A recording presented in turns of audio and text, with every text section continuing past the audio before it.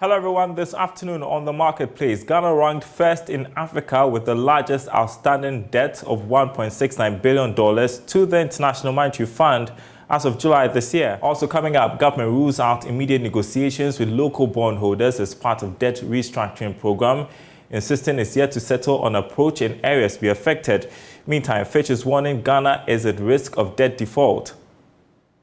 Plus, President Kufuor questions fairness of international financial markets' commitment to emerging economies like Ghana, insisting deliberate negative rating is making life unbearable. The tag of Africa as an investment risk is little more than in substance a self-fulfilling prophecy created by the prejudice of the international money market, which denies us access to cheaper borrowing, pushing us deeper into debts. We have analysis coming up. My name is Daryl Kwawu. Thanks for being with us. Marketplace returns after this. And thanks for staying with us on the Marketplace. Ghana is ranked first in Africa with the largest outstanding debt to the International Monetary Fund. That's according to the fund's quarterly finances as of the end of July this year. The country's loans outstanding to the fund is estimated at 1.31 billion special drawing rights, equivalent to $1.69 billion. Charles Nixon looks through the financial report and has more. Ghana's loans outstanding to the fund represent 9% of the total number of African countries indebted to the fund. It is also equivalent to 178% of its quota or share of monies borrowed from the fund. This, however, excludes the COVID-19 support, of which the country received more than $1.2 billion from the IMF to fight the pandemic and aid economic recovery. The country's loan exposure to the Bretton Woods institution is classified as concessional lending. This means the interest on the loan is relatively small. As of June this year, the nation's external debt was estimated at $28.1 billion, with majority of the loans being commercial. Meanwhile, Sudan and the Democratic Republic of Congo are second and third in Africa, with the largest outstanding loans of 992 and 990 million SDR respectively. Says it is racing against time in securing a facility from the International Monetary Fund before the 2023 budget is presented to Parliament in November. A team from the IMF will be in town on Monday, September 26, to commence official negotiations for an economic program with Ghana. Finance Minister Ken Ofori-Atta, who is upbeat about the program, says it is crucial for the country to get an arrangement from the fund before the 2023 budget presentation in Parliament. We have the fund visiting from the 26th to the 7th, begin some negotiations, and then we go to the annual general meetings in Washington and continue that, come back. As you know, the President wants this thing to be done within a period of before the budget. Budget should be done, MPs, by November 15th maybe. So it's really a crunch time.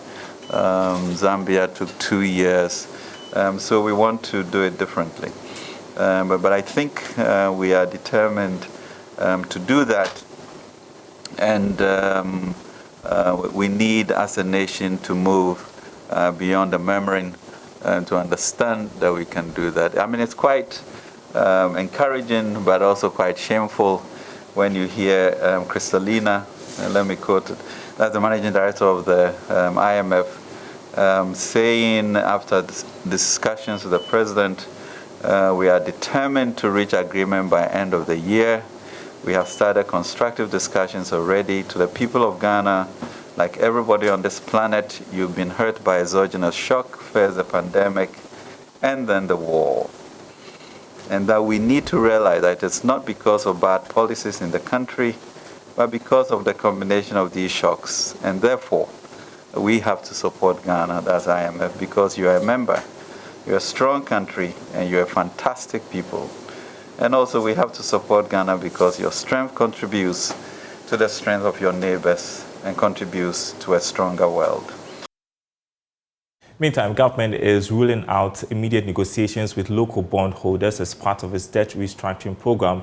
Persons close to the finance ministry have said that government is here to finalize the approach in areas that will be affected. There is more in this Business Desk report. Government sources also maintain that they are currently waiting for the IMF World Bank debt sustainability report, which will guide or influence how this debt restructuring should be done and which bondholders will be affected. Government also confirmed that they are currently working on restructuring these debts, with several scenarios being considered. This follows proposals from the IMF that government should present a paper on how it intends to deal with the situation. But it is, however, ruling out having written to any local bondholder that they're going to start reviewing government payment obligations to them. Our source also asked that there was only an engagement with the Ghana Association of Bankers at their level to notify them that government is planning to restructure the debts and talk about the implications for the industry. Never communicated to these banks that local bondholders are going to receive any haircut. Meanwhile, Joy Business is learning that irrespective of the outcome of the IMF World Bank debt sustainability analysis report, government has taken a decision not to touch the local bonds. It is, however, not clear for now whether the plan will be to look at the foreign bondholders. Some analysts have also argued that this debt restructuring program, no matter the form that would take, may come with some challenges for the economy going forward. Well, a senior director at ratings agency Fitch, Mahinde Sanayake, has warned Ghana of a possible sovereign debt default, saying any kind of debt restructuring could threaten the local banking sector. According to him, default is a real possibility. Speaking at a press conference, Mr. Sanayake said Ghanaian banks hold large volumes of government securities, so debt distress is going to put a lot of stress on the banks. He said reports that Ghana is planning to restructure local currency debt as part of an IMF deal were highly unusual, adding going through with such a plan could likely cause significant problems for local banks.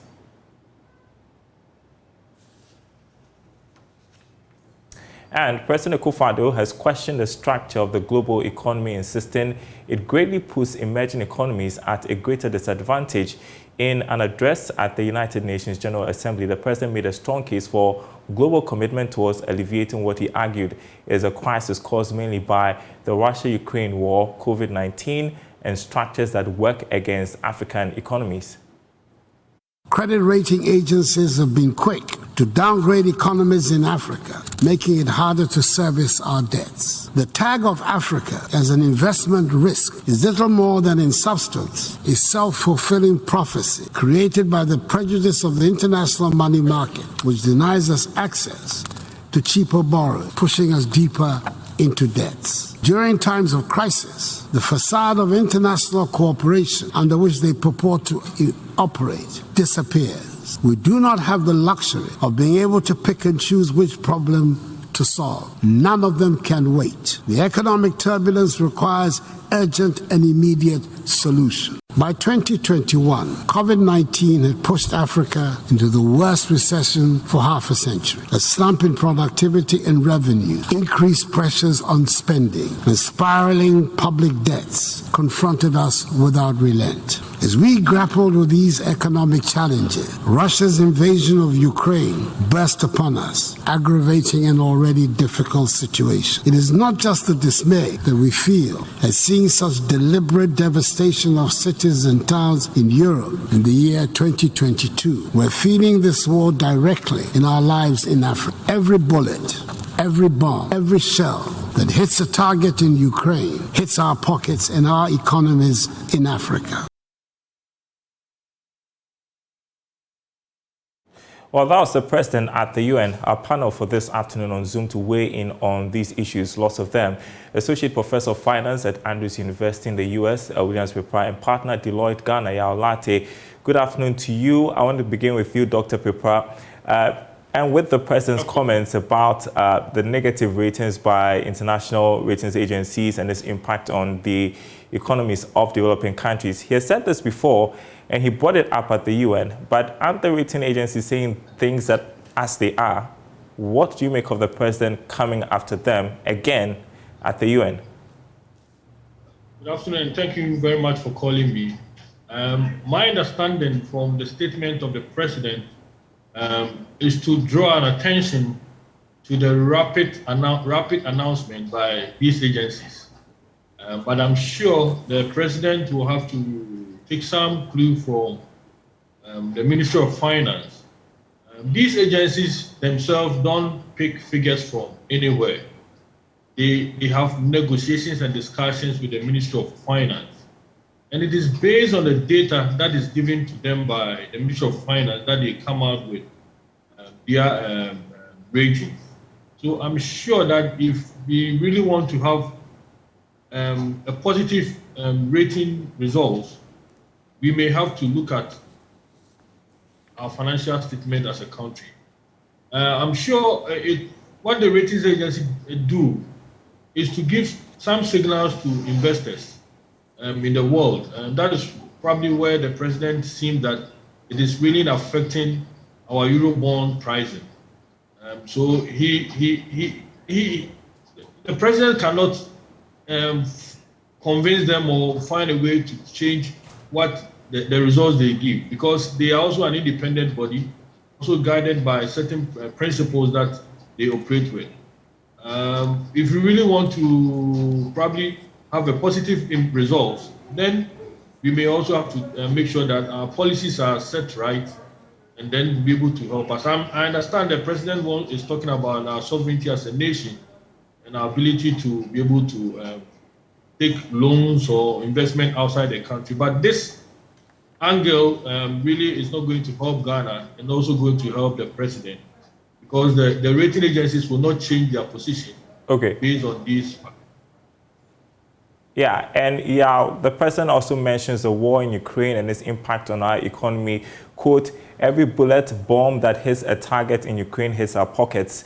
And the IMF has been criticized by some analysts and politicians here in Ghana by saying, well, Ghana is not in this situation because of bad economic policies, but because of the war. You heard the finance minister also allude to that in that address we saw of him earlier. What's your take on this?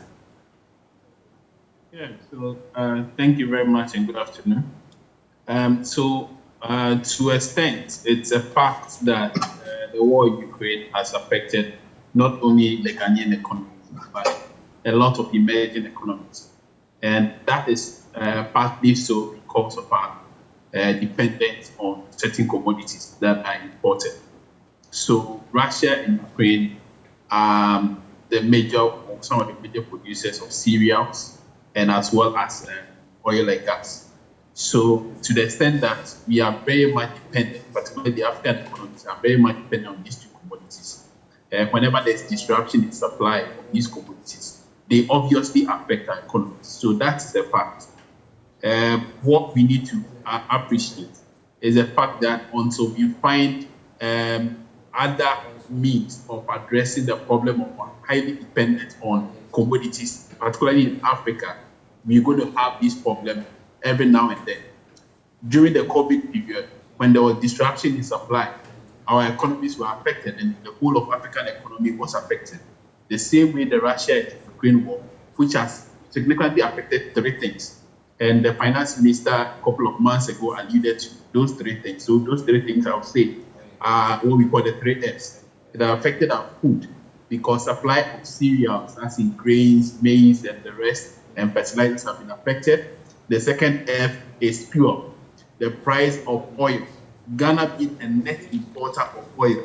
Whenever oil prices go up because of this crisis, you are going to have an impact because you are going to spend more to import oil. And the last being financial conditions. So we are having to struggle to address or even find sources of finance or budget support for our expenditure requirements because of the crisis that we are having. The euro market, for instance, going through significant crisis because the euro currently is one of the weakest currencies we have, and dollar has become one of the strongest. So as a result of that, some of the funds or grants you get to support your programs, you're not going to get because from the European market, they are also going through their challenges. So largely, the Russia-Ukraine war has affected not only the Ghanaian economy, but global economies, and emerging economies such as ours or developing economies are at usually the West. And so, Dr. Pepper, next week we are expecting the commencement of official negotiations for an economic program with the IMF. We heard the finance minister talk of how they're hoping some sort of arrangement will be reached before the 2023 budget presentation in November. And so, as it is, time is not a friend of the government, is it? As was mentioned, indeed, we are behind time because budget must be read in November, mid of November, and IMF is coming in from now maybe up to 9th of October. So it's very crucial. That's why in the past we have been talking about government preparing itself with a program, especially strategy to restructure the debts that we have. What I am foreseeing is that probably the Ministry of Finance will have to petition Parliament to give some extension in the time of presenting the 2023 budget in some time in December, which by that time, and according to the timetable given by IMF, the MD mentioned, Ghana would have reached a program with IMF, and then we can be able to incorporate that in our budget for 2023. If not, the finance minister may have to go to Parliament and just present a temporary budget to take us up to the first quarter. And then if, let's say there should be a delay in this arrangement with IMF, and sometime in February or March, then he present a full budget for 2023. So these are some of the options that we have as a country. We shouldn't also not forget that Ghanaians are also interested to know and have a discussion on what goes into the program. Because we have to get a collaboration from all parties who are affected by this process, and this also requires time. So the time is very short. We could have taken the decision earlier, would have saved us a lot of time, but now this is what we have. So I will advise that the finance minister goes to Parliament, seek an extension, either to present the budget in December or takes a temporary budget by February, mid of February, and then go back in March 2023 to present the actual budget, which will incorporate the full program from the IMF. And Kristalina Georgieva said they're hoping for some sort of deal by the end of the year. So yeah, debt restructuring has become important for these negotiations, and based on our reporting today, government is ruling out immediate negotiations with local bondholders as part of the debt restructuring program. What do you make of Fitch's warning of the possibility of a sovereign debt default, warning that Ghana's plan to restructure local currency debt could cause significant problems for local banks? Yeah, so I think the risk of default was actually reported by Bloomberg earlier in August. So in the month of August, Bloomberg reported Ghana was the second country with the highest risk of default. So for me and for most of us in the market, we knew, we saw this coming. And so once one credible agency has reported, others speak on it, assess and likely to affirm it. My only concern is that it's the type of restructuring is what determines the effect. So the fact that government attempts to restructure debt will not necessarily put stress on the banks unless the kind of restructuring involves the haircut. To the extent that it does not involve a haircut, in other words, what these banks are expected to receive from government in terms of repayment, government decided to write off or reduce the amount of repayment, then it will have significant impact not only on the banks, but even credit that will be available to businesses. So the type of restructuring should be one that involves extension of tenure of repayment or the amount of repayment, where some of them are converted from monthly repayment to, let's say, quarterly repayment. If that's the kind of restructuring that's contemplated, that does not have impact on the amount we pay to these banks, then I think restructuring is just the right way to go. Zambia is a very good example.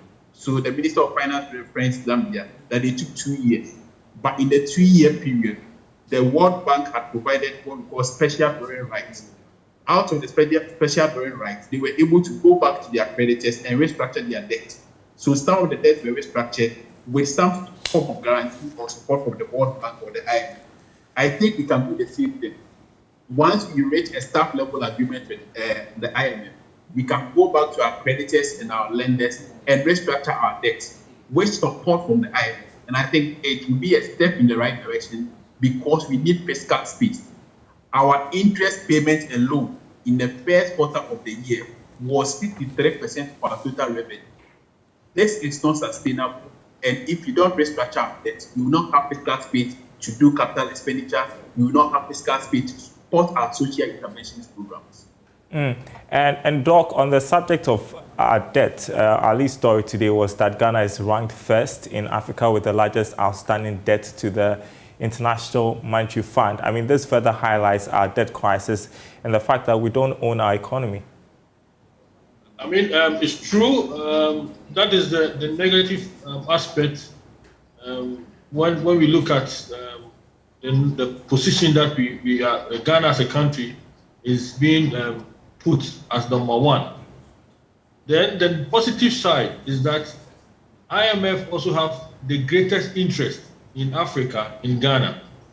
Should they allow Ghana to sink, it means that their portfolio will be zeroed out with a 9% holdings from Ghana, which IMF will not allow this. So if you go back to what the MD mentioned, the MD of IMF mentioned, they have high interest in what is happening in Ghana because in Africa, Ghana holds 9% of their portfolio.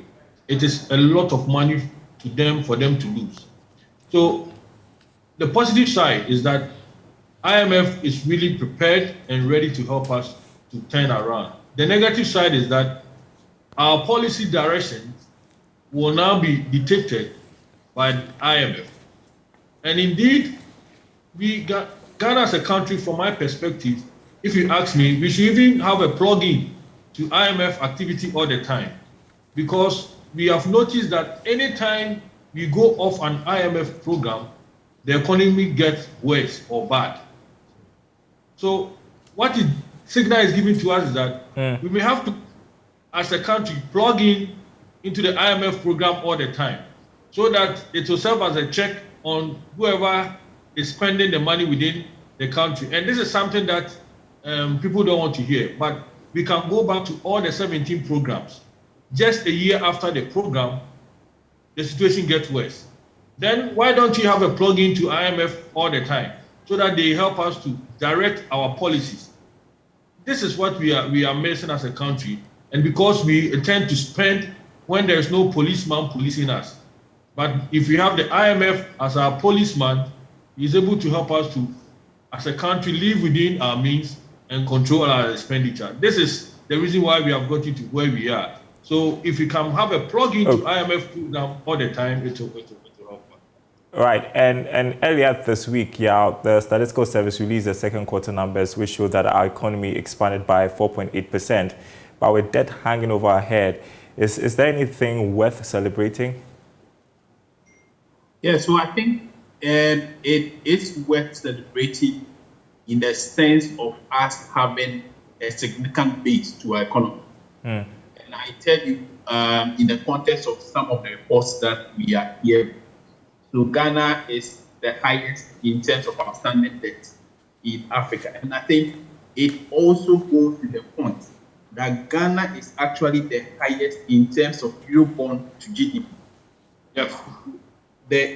As I do, Ghana's Eurobond GDP was about 37%, whereas other countries that have borrowed 3 times as much as Ghana has. So Egypt has borrowed about $37 million. Egypt has borrowed about $37 billion. Ghana has borrowed $13 billion.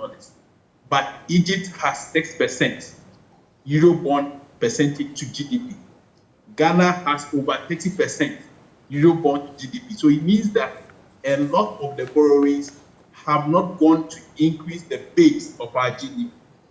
If we borrow to invest in capital assets, your base increases, similar to a simple accounting rich where you borrow to buy assets. So if you borrow to buy assets and the asset is revalued, your value goes up in terms of your assets. So the problem we are having is that over the years we are borrowing so much, but we are not seeing the impact on GDP. And so if there is report of growth in the economy, that is good. It means that there is some significant activity going on, increasing the value of our GDP, but we expect it to be more. So that at least over time, we will see some reduction in our debt GDP ratio. All right. I just have 1 minute left, so I'm going to give it to you both, 30 seconds each, on the MPC meeting, which is currently underway. And already there are people, experts, who are saying this is not the time to increase the policy rate. What sort of decision do you expect of the central bank at the end of this meeting? I want to begin with you, Doc, 30 seconds. I'm sure the signal is very clear. Where inflation is going, MPC have no choice but to increase the monetary policy rate, not to bring a distortion within the financial market. So that is what I have to say. But it has, from the way inflation is going up, their meetings have to be frequent. Instead of waiting for a month, now they may have to look at a quarter. They may have to look at monthly meetings. So you see the rates going up, but is that the right way to go? What sort of impact would it have? Yeah, so I think that beyond looking at the policy rate, we should have aggressive measures as managing our foreign currency. Because the problem we are having now is not only because of excess funds. Mm-hmm. So in which case, when you increase the policy rate, you are opening up liquidity from the market. It's actually, we are dealing with imported inflation. So as the local currency depreciates, the cost of goods that we are importing increases, and that's part of it. So I think that we should also have aggressive measures that aim at addressing the Got to go. Thank you both so much. Your latte partner, Deloitte, Associate Professor of Finance at Andrews University, Dr. William Pepra. And that's The Marketplace. Thanks for watching, everyone.